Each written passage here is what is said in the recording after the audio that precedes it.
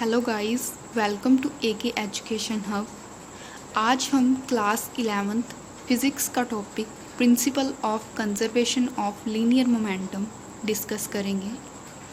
Guys, अगर आपको video अच्छी लगे तो लाइक, शेयर एंड सब्सक्राइब करना मत भूलना। सो गाइस, बिना टाइम वेस्ट किए हम अपना आज का टॉपिक स्टार्ट करते हैं। Principal of conservation of linear momentum. इस प्रिंसिपल के according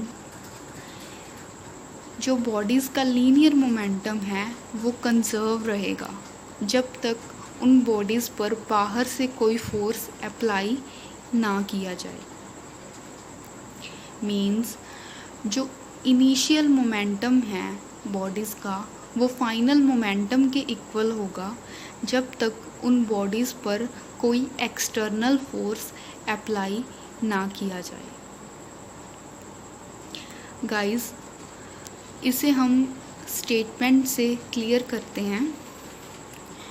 according to this principle, in an isolated system the vector sum of linear momentum of all the bodies of system is always conserved and is not affected by their mutual action and reaction।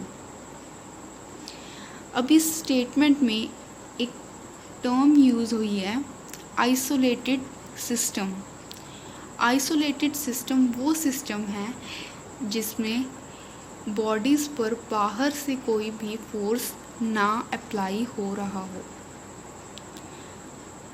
Means the system in which all the bodies are free from the influence of external force। Okay, and इस statement में एक और term use हुई है vector sum of linear momentum.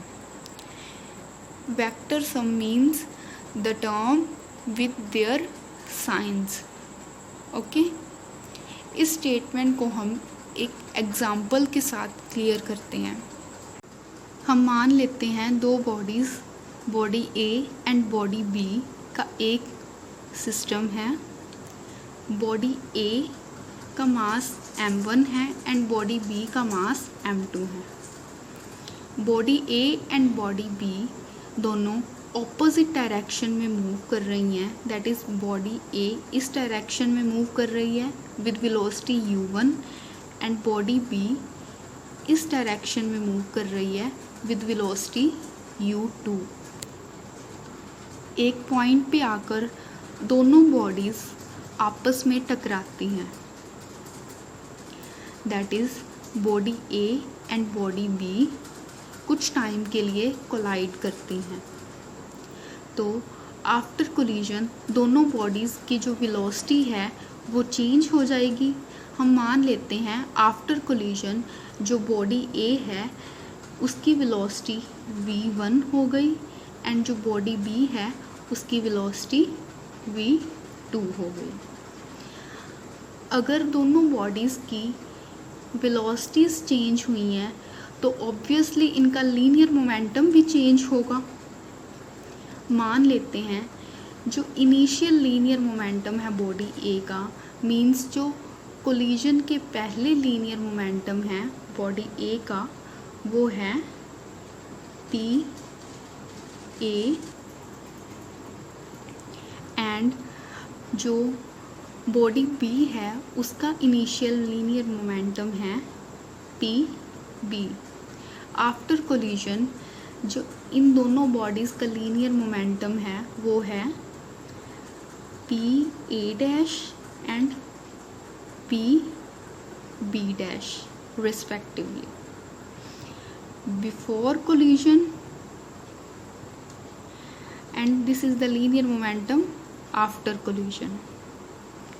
all right, now जो P A है वो किसके इक्वल होगा m1 u1, क्योंकि जो लीनियर मोमेंटम है वो प्रोडक्ट होता है mass and velocity of body. So जो इनिशियल लीनियर मोमेंटम है वो प्रोडक्ट होगा mass and initial velocities. Okay, so So similarly PB is equals to M2 U2 and जो लीनियर मोमेंटम आफ्टर कोलिजन है वो किसके इक्वल होगा? Linear momentum is equals to product of mass and velocity after collision.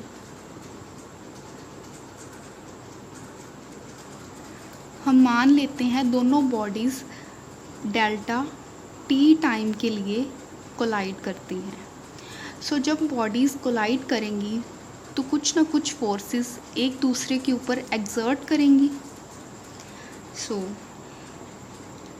F A B है, this is the force exerted by body B on body A, that is force exerted by body B on body A, and FBA is the force exerted by body A on body B. According to Newton's second law of motion, FAB into delta T is equals to change in linear momentum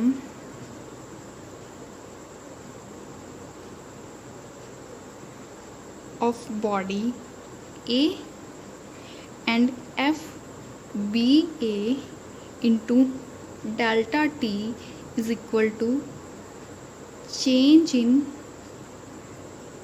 linear momentum of body B। इन दोनों equations को हम ऐसे लिख सकते हैं, that is FAB into delta T is equal to change in linear momentum of body A, and FBA into delta T is equal to change in linear momentum of body B। हम इस equation को first equation मान लेते हैं and इसको second equation मान लेते हैं। Now according to Newton's third law of motion, every action has equal and opposite reaction। जब body A and body B collide करेंगी तो जो बॉडी ए है वो बॉडी बी पे फोर्स एक्सर्ट करेगी, एंड इन रिस्पॉन्स जो बॉडी बी है वो भी बॉडी ए पर फोर्स एक्सर्ट करेंगी, एंड दोनों फोर्स इक्वल एंड ऑपोजिट होंगे। Alright, now from equation 1 and equation 2 we get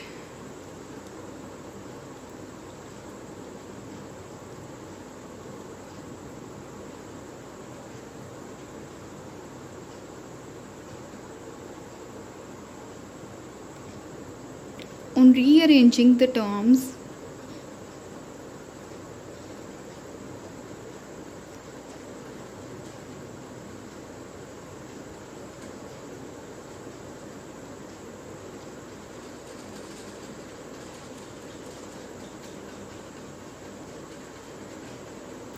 we get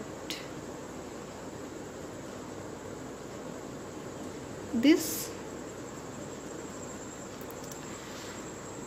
that is initial linear momentum of body A and body B is equal to sum of final linear momentum of body A and body 2।